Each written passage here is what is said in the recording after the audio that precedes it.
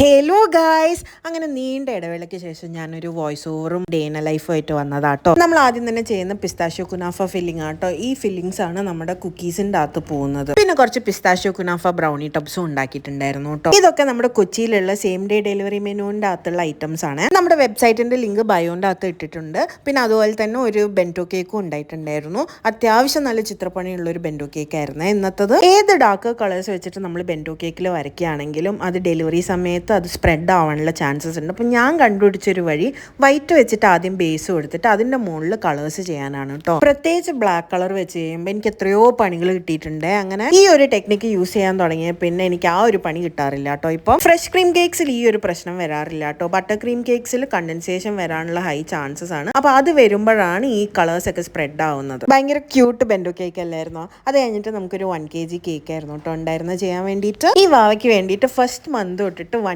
year ആവുന്നവരെ എല്ലാ മാസവും mile stone celebrate ചെയ്യാൻ വേണ്ടിയിട്ട് നമ്മൾ ഡെസേർട്ട്സ് ചെയ്ത് കൊടുത്തിട്ടുണ്ടായിരുന്നു. 6th month മൈൽ സ്റ്റോണിന് വേണ്ടിയിട്ട് നമ്മൾ ചെയ്തിട്ടുണ്ടായിരുന്ന ഭയങ്കര ഒരു ക്യൂട്ട് ലയൺ തീംഡ് കേക്ക് ആയിരുന്നു. നമ്മളിപ്പോൾ ചെയ്യുന്നത് ഫസ്റ്റ് ബർത്ത്ഡേക്ക് വേണ്ടിയിട്ടുള്ള കേക്കും കപ്പ് കേക്സും ആണ്. ജംഗിൾ തീംഡ് ആണ് വരുന്നത്. നമുക്ക് കൂടുതൽ എൻക്വയറീസ് കിട്ടുന്ന ഇങ്ങനത്തെ അക്രിലിക് ടോപ്പർ വെച്ചിട്ടുള്ള കേക്ക്സ് ചെയ്യാൻ വേണ്ടി. ഫോണ്ടൻ വർക്ക്സ് എക്സ്പെൻസീവ് ആയതുകൊണ്ട് ഇങ്ങനത്തെ അക്രിലിക് ടോപ്പർ വെച്ച് ചെയ്യുമ്പോഴത്തേക്കും കുറച്ചും കൂടി നമുക്ക് എക്സ്പെൻസ് കുറച്ചിട്ട് ചെയ്യാൻ പറ്റും കേട്ടോ കേക്കൊക്കെ. പിന്നെ നമ്മൾ കുറച്ച് ഫോക്സ് ബോൾസ് ഒക്കെ വെച്ചിട്ട് കേക്ക് ഡെക്കറേറ്റ് ചെയ്തിട്ടുണ്ടായിരുന്നു കേട്ടോ. അപ്പോൾ ഇതായിരുന്നു അതിൻ്റെ ഫൈനൽ ലുക്ക്.